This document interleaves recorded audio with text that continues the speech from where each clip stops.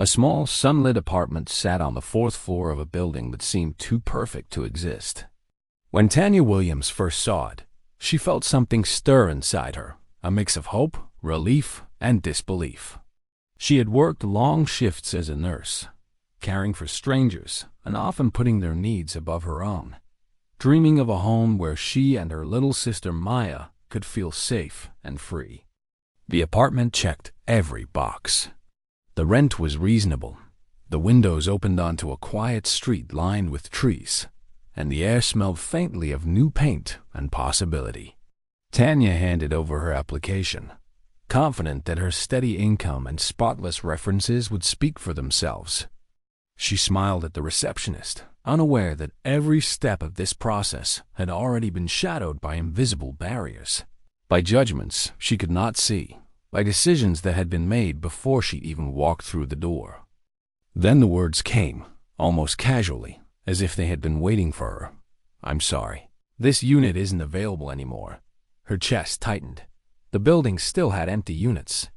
She knew it. She had done her homework. The numbers, the availability, everything pointed to yes.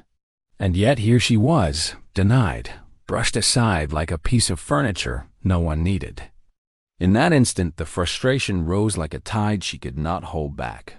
She could feel it in her fingertips, the pulse of unfairness vibrating through her veins. And she knew why, even before she tried to explain herself. The color of her skin had spoken before she ever opened her mouth. Tanya stepped out into the street, clutching her application folder, the weight of disappointment pressing against her shoulders. It wasn't just about this apartment. It was about every door that had quietly closed, every glance that lingered too long on judgment rather than understanding, every subtle dismissal that told her she wasn't enough because of who she was. Her sister, Maya, waited at home, unaware of this latest battle. Tanya imagined her small, trusting face and felt the surge of responsibility tighten like a knot in her chest. How could she tell Maya that the apartment they had dreamed about, the place where her sister could finally have her own room and a safe space to grow, was suddenly out of reach? How could she stand by and accept that some invisible standard had deemed them unworthy? And it was in that quiet anger, in that mix of fear and determination, that Tanya found a spark she didn't know she still had. She would not let this go. She could not let this go. Before she could think about strategy, she found herself pacing the sidewalk, replaying the interaction with Mr. Hayes in her mind. Every word, every inflection, every subtle shift in tone was a reminder that she was facing more than a simple administrative decision. She was facing the weight of a system that had never wanted her to succeed. And yet, she would try. She would fight.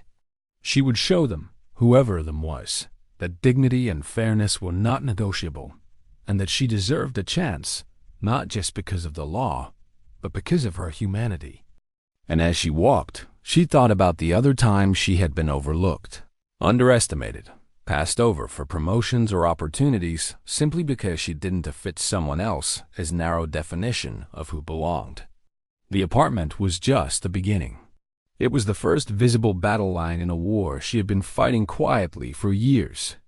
She took a deep breath and dialed the management office again, insisting politely but firmly to speak with someone who could explain why the unit was suddenly unavailable. Mr. Hayes answered this time, his voice calm, even pleasant, but the words carried the same weight of dismissal. Tanya explained that she met all the requirements, that the unit was advertised as available, that she was ready to sign the lease immediately. He hesitated, then repeated, "We have other applicants." Tanya could hear the casual brush-off, the unspoken message behind it, the invisible boundary she was being asked not to cross. And it was then, in that small moment of frustration and quiet fury, that she realized she couldn't rely on politeness alone. She had to gather evidence to show that the decision wasn't just arbitrary, it was discriminatory. That night, back in her small apartment with Maya sleeping nearby, Tanya spread out her notes and screenshots and marked down everything she could prove. The open listing dates, her perfectly qualifying application, the inconsistency in responses. The fight ahead was clear. It wouldn't be easy. There would be roadblocks, intimidation, and doubt. But she had faced hardship before, and she had learned that courage wasn't the absence of fear. It was acting despite it. This apartment was more than just walls and windows. It was a symbol of security, of stability, of the chance to create a life without constantly looking over their shoulders, and she would not let anyone take that from them. As she sat at her small kitchen table reviewing her notes under the dim light, a question formed in her mind, one that would guide every step she took from this moment forward. How far was she willing to go to claim what was rightfully hers to ensure that Maya could live without fear? And the answer, quiet but unyielding, settled in her chest, as far as it took. But before we continue with Tanya's story, I want to ask you, the viewer, where are you watching from? What city are you in? Take a moment to comment below and let us know. And if you haven't yet, make sure to subscribe to this channel and hit the like button so you don't miss the incredible human stories we share here. Tanya's fight wasn't just about a building. It was about respect, fairness, and the right to exist in a world that often tried to tell her she didn't belong. The next morning, she returned to the leasing office, folder in hand, documents carefully organized, determination etched across her face. She requested to speak with the assistant manager, Rebecca Langford, who had always seemed neutral, professional, and perhaps unaware of the subtle biases shaping her employer's decisions. Tanya explained calmly, step by step, her research, her eligibility, her qualifications, the timeline of events. Rebecca listened, nodding, taking notes, and for a moment Tanya allowed herself a glimmer of hope. Perhaps someone inside this system still had the ability to see her worth. But just as quickly, that hope was met with resistance. When Tanya asked why the unit had been denied to her despite her eligibility, the reply was vague, wrapped in polite language that barely hid the underlying prejudice. "We have to follow certain policies," Rebecca said, voice measured, "and there are other applicants in line." The words were precise, but Tanya knew what they really meant. Policies were often flexible when it suited someone else, and the other applicants were conveniently prioritized for reasons that had nothing to do with merit. Her chest tightened, the frustration simmered, but she refused to back down.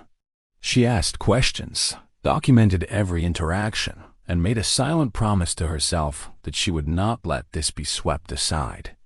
Days turned into weeks. Tanya balanced her work, caring for Maya and gathering evidence. She spoke with neighbors, gathering subtle testimonials of fairness and character. She researched local housing laws and prepared a file that would make her case undeniable. And yet, every phone call and every email was met with delays, ambiguous answers, and polite dismissals that barely concealed bias. It was exhausting, demoralizing, and yet Tanya's determination only grew stronger. She knew that the fight was bigger than just one apartment. It was about standing up for what was right, for challenging a system that often relied on people staying silent and accepting injustice. Every rejection, every no only hardened her resolve. And late one night, as she sat with Maya's homework spread across the kitchen table, Tanya made a decision. She would not let fear or discouragement dictate her future. She would continue, relentlessly, patiently, and with an unwavering commitment to justice, knowing that in the end, truth and perseverance could not be denied. The morning came with a tense stillness. Tanya Williams carried her folder like armor, each document a testament to her persistence, each note a shield against dismissal. She returned to the leasing office with a quiet resolve, determined to make her voice heard, to demand fairness where it had been denied, to claim a right that had been obstructed by bias.